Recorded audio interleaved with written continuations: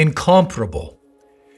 What do we mean when we say that word? The Bible tells us that God's greatness is unsearchable, unfathomable, immeasurable. There's something very, very attractive about those words, something very, very alluring when we just pause and we consider that our God's greatness is unsearchable.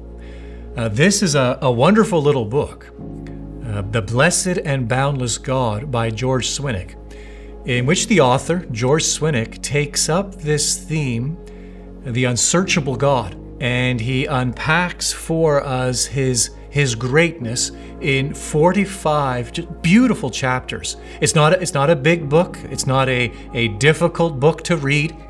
45 chapters, each chapter maybe 3 or 4 pages. And Swinnock organizes these 45 chapters around 5 key sections, or what he calls parts.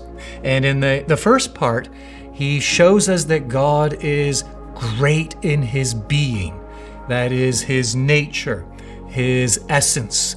And Swinnock uses words like incomprehensible, simple, immutable, eternal, as he exalts our glorious God, his surpassing excellencies. And then in the second part, Swinnock demonstrates that not only is God great in his being, but he is great in his wonderful attributes, power and love, wisdom, knowledge, goodness, faithfulness, righteousness. And then Swinnock moves naturally into the third part, and he shows us God's greatness in his works. And he focuses on 3 principal works: God's work of creation, of providence, and redemption, and shows us God's abounding greatness in each of these.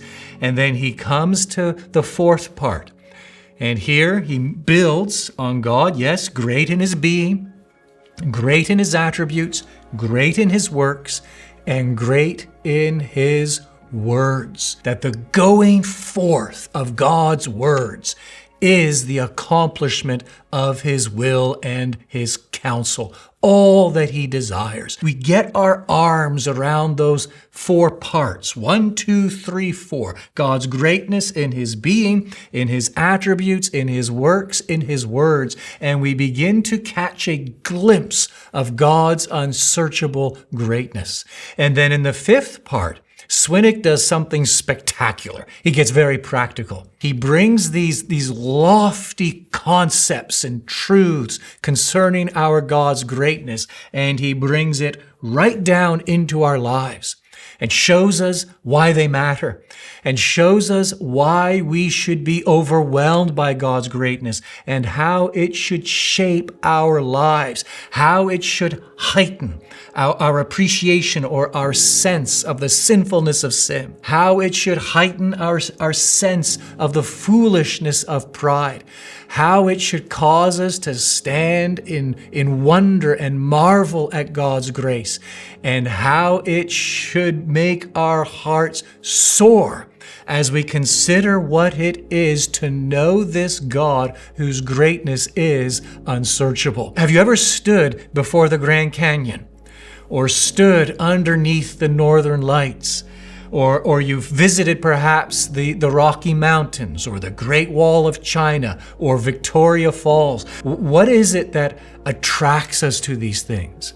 What is it that causes us to stand and gaze upon them? We long, we crave for things which are the things that amaze us, things that we perceive to be astounding. We're wired this way.